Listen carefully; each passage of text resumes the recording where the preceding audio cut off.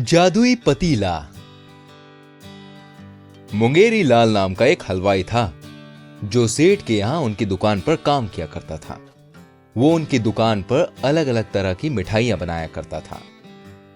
सारा दिन गरम तेल की कढ़ाई के सामने काम करके वो बहुत थक जाता था। वो इस काम से ज्यादा नहीं कमा पाता था। उसे सेठ के यहां से एक वक्त का खाना तो मिल जाता था, लेकिन रात में उसे अक्सर भूखा ही सोना पड़ता था। अपनी गरीबी से परेशान मुंगेरी लाल अमीरी के सपने भी देखता था। समय के साथ उसके अमीर बनने की इच्छा बढ़ती गई। रात दिन वो अमीर होने के बारे में ही सोचता रहता था। काम के बीच में भी वो अपने सपनों में कहीं खो जाता था। इसका असर उसके काम पर भी पड़ने लगा था। कभी जलेबी जल जाती तो कभी बर्फ में चीनी ज्यादा हो जाती, कभी दूध उबल के गिर जाता और कभी चाशनी पतली हो जाती। सेठ उसकी इन आदतों से बहुत तंग आ चुके थे और एक दिन तो भाई हद ही हो गई।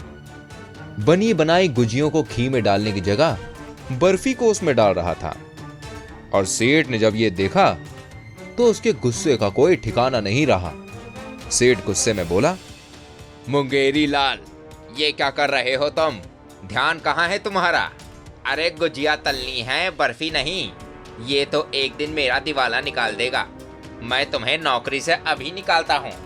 निकल जाओ अभी फौरन यहाँ से, और कभी अपनी शक्ल मत दिखाना। निकल जाओ फौरन। मुंगेरी लाल बोला, माफ कर दीजिए सेठ जी, वो मैं जरा खो गया था। दोबारा ऐसी गलती नहीं होगी मुझसे। मुझे कुछ नहीं सुनना। तंग आ गया हूँ मैं तुमसे। अरे नहीं सेठ जी, ऐसा मत बोलिए। मुझे मत निकालिए काम से। मैं भूखा मर जाऊंगा। मुझे कोई और काम दे दीजिए, पर मुझे मत निकालिए। मुझे बस एक मौका दे दीजिए सेठ जी। यह सुनकर सेठ ने उसको एक मौका और दे दिया। ठीक है, ये तुम्हारा आखिरी मौका है मुंगेरी लाल। तुम अब से मिठाई नहीं बनाओगे, अब से तुम बर्तन धोगे। मैं तुम्हारे साथ अब कोई जोखिम नहीं उठा सकता। उस दिन के बाद से मुंगेरी लाल बर्तन धोने लगा। वो बड़े बड़े बर्तन धोता। उस दिन के बाद से उसकी बर्तन धोने की आदत कुछ कम हो गई थी और कभी कभी वो अमीर बनने का ही सोच लिया करता था। एक दिन मुंगेरी लाल काम खत्म करके अपने घर जाने को तैयार हो गया था। उसने सारे बर्तन धोकर अपनी जगह पर रख दिए। बाकी लोग भी काम करके जा चुके थे। अचानक मुंगेरी लाल को नल के पास एक पीतल का पतीला दिखा। अरे, ये पतीला यहाँ कैसे? मैंने तो सारे बर्तन जगह पर रखे थे। उफ, लगता है मैं फिर से सपने देखने लगा हूं। मुंगेरी लाल ने पतीले को बाकी बर्तनों के साथ रख दिया था, लेकिन पतीला वापस उसकी जगह पर आ गया। मुंगेरी लाल को कुछ समझ नहीं आ रहा था। उसने अपने आप को 3 थप्पड़ मारे। जब खुद को 3 थप्पड़ पड़े तब उसे समझ में आया कि वो कोई सपना नहीं देख रहा है। वो पतीला बार बार अपनी जगह उपस्थित हो रहा था। मैं सपना तो नहीं देख रहा, तो बार बार ये पतीला यहाँ कैसे आ रहा है? क्या इसमें कोई भूत है या कोई जादू है? मुझे लगता है ये कोई जादुई पतीला है। एक काम करता हूं, मैं इसे घर ले जाता हूं। उसने किसी तरह वो बड़ा पतीला अपने सिर पर रखा और उसे अपने घर ले गया। पतीला भाई बहुत भारी था। घर पहुंचते पहुंचते उसकी हालत पतली हो गई। वो पूरी तरह से थक गया था। उसने पतीला घर के कोने में रखा और कपड़े बदलने लगा। मुंगेरी लाल को बहुत नींद आ रही थी। उसने जल्दी में अपनी शर्ट उस पतीले में डाल दी और जैसे ही चारपाई पे लेटा भाई उसे आ गई गहरी नींद।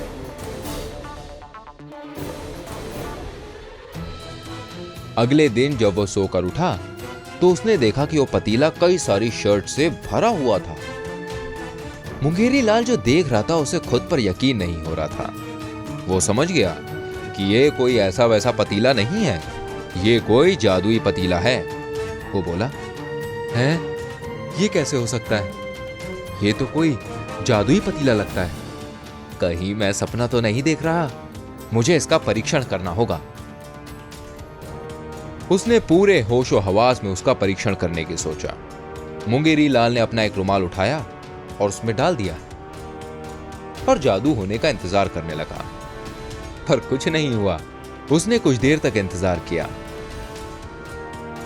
जब कुछ नहीं हुआ तो वो बोला, अरे ऐसा कुछ नहीं है, मुझे अपने काम पर जाना चाहिए, यह पतीला बेकार है। अगर काम पर जाने के लिए देर हो गया तो सेठ तो आज फिर से मुझे बहुत डांटेगा।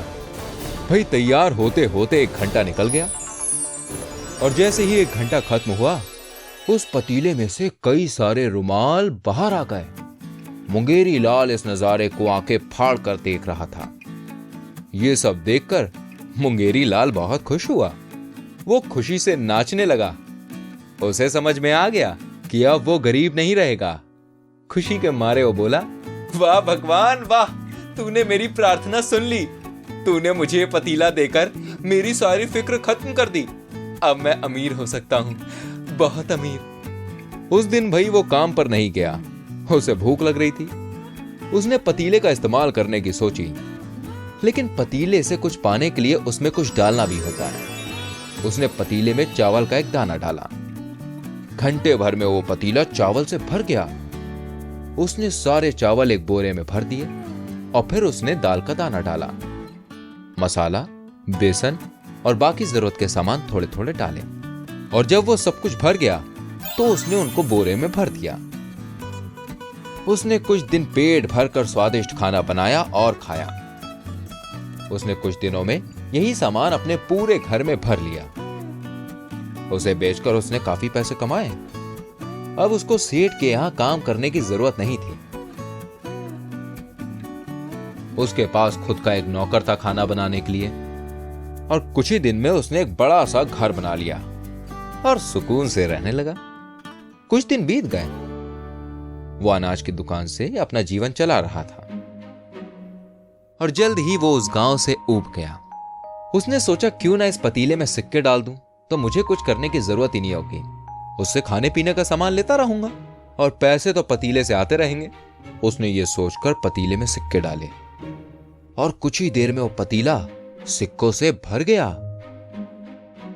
फिर से सिक्का डाला और फिर से वो पतीला सिक्कों से भर गया।